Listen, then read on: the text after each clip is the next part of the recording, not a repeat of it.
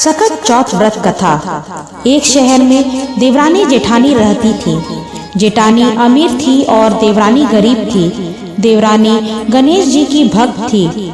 देवरानी का पति जंगल से लकड़ी काटकर बेचता था और अक्सर बीमार रहता था। देवरानी जेठानी के घर का सारा काम करती और बदले में जेठानी बचा हुआ खाना, पुराने कपड़े आदि उसको दे देती थी। इसी से देवरानी का परिवार चल रहा था। माघ महीने में देवरानी ने तिल चौथ का व्रत किया। 5 आने का तिल व गुड़ लाकर तिलकुट बनाया। पूजा करके तिल चौथ की कथा सुनी और तिलकुट छींके में रख दिया और सोचा कि चांद उगने पर पहले तिलकुट और उसके बाद ही कुछ खाएगी। कथा सुनकर वह जेठानी के यहाँ चली गई। खाना बनाकर जेठानी के बच्चों से खाना खाने को कहा तो बच्चे बोले, माँ ने व्रत किया है और माँ भूखी है। जब माँ खाना खाएंगी हम भी तभी खाएंगे। जेठ जी को खाने को कहा तो जेठ जी बोले, मैं अकेला नहीं खाऊंगा। जब चांद निकलेगा तब सब खाएंगे, तभी मैं भी खाऊंगा। जेठानी ने उससे कहा कि आज तो किसी ने भी अभी तक खाना नहीं खाया, तुम्हें कैसे दे दूं? तुम सुबह सवेरे ही बचा हुआ खाना ले जाना। देवरानी के घर पर पति बच्चे सब आस लगाए बैठे थे कि आज तो त्योहार है, इसलिए कुछ पकवान आदि खाने को मिलेगा। परंतु जब बच्चों को पता चला कि आज तो रोटी भी नहीं मिलेगी तो बच्चे रोने लगे। उसके पति को भी गुस्सा आया। कहने लगा, सारा दिन काम करके भी 2 रोटी नहीं ला सकती तो काम क्यों करती हो? पति ने गुस्से में आकर पत्नी को कपड़े धोने के धोवने से मारा। धोवना हाथ से छूट गया तो पाटे से मारा। वह बेचारी गणेश जी को याद करती हुई रोते रोते पानी पीकर सो गई। उस दिन गणेश जी देवरानी के सपने में आए और कहने लगे, धोवने मारी पाटे मारी, सो रही है या जाग रही है? वह बोली, कुछ सो रही हूँ कुछ जाग रही हूँ। गणेश जी बोले, भूख लगी है, कुछ खाने को दे। देवरानी बोली, क्या दूं? मेरे घर में तो अन्न का एक दाना भी नहीं है। जेठानी बचा कुचा खाना देती थी, आज वह भी नहीं मिला। पूजा का बचा हुआ तिलकुट्टा छींके में पड़ा है, वही खा लो। तिलकुट्टा खाने के बाद गणेश जी बोले, धोवने मारी पाटे मारी, निमटाई लागी है कहाँ निमटे? वह बोली, यह पड़ा घर, जहाँ इच्छा हो वही निमट लो। फिर गणेश जी बच्चे की तरह बोले, अब कहाँ पोछूं?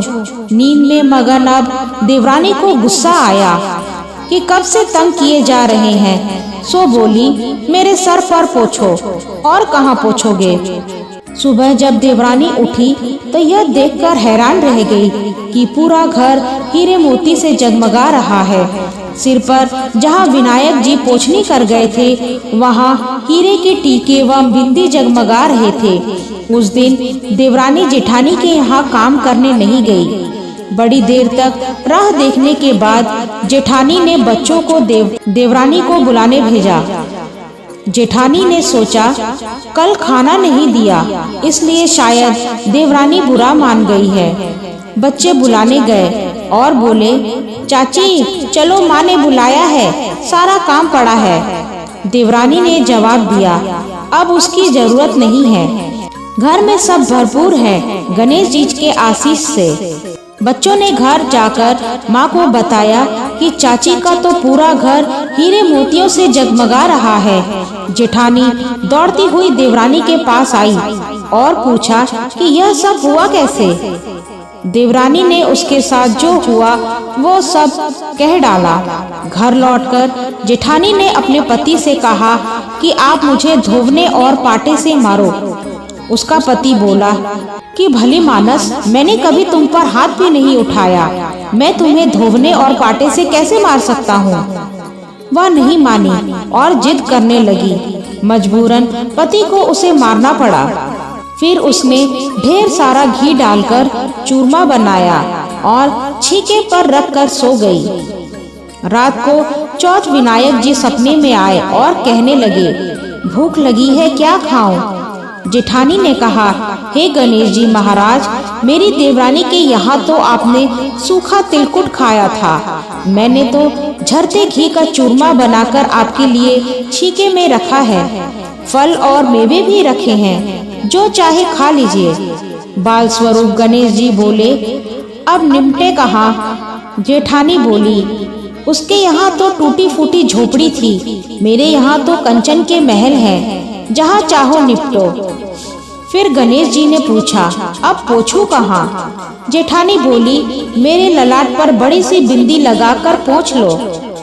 धन की भूखी जेठानी सुबह बहुत जल्दी उठ गई। सोचा घर हीरे जवाहरत से भर चुका होगा, पर देखा तो पूरे घर में गंदगी फैली हुई थी, तेज बदबू आ रही थी। उसके सर पर भी बहुत सी गंदगी लगी हुई थी। उसने कहा, हे गणेश जी महाराज, यह आपने क्या किया? मुझसे रूठे और देवरानी पर टूटे। जेठानी ने घर की सफाई करने की बहुत कोशिश करी, परंतु गंदगी और ज्यादा फैलती गई। जेठानी के पति को मालूम चला तो वह भी गुस्सा हुआ और बोला, तेरे पास इतना सब कुछ था, फिर भी तेरा मन नहीं भरा। परेशान होकर चौथ के गणेश जी से मदद की विनती करने लगी।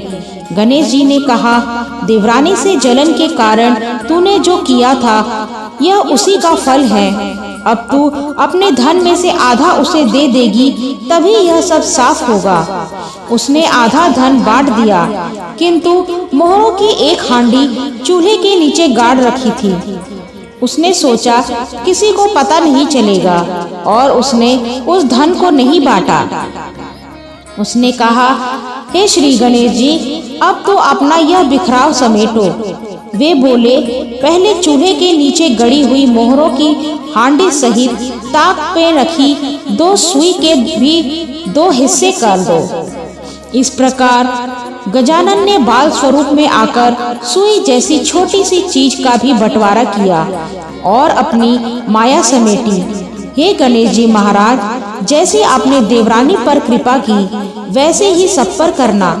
कहानी कहने वाले, सुनने वाले व हुंकार भरने वाले सब पर कृपा करना, किंतु जेठानी को जैसी सजा दी वैसी किसी को मत देना। बोलो गणेश जी महाराज की जय। चौथ माता की जय।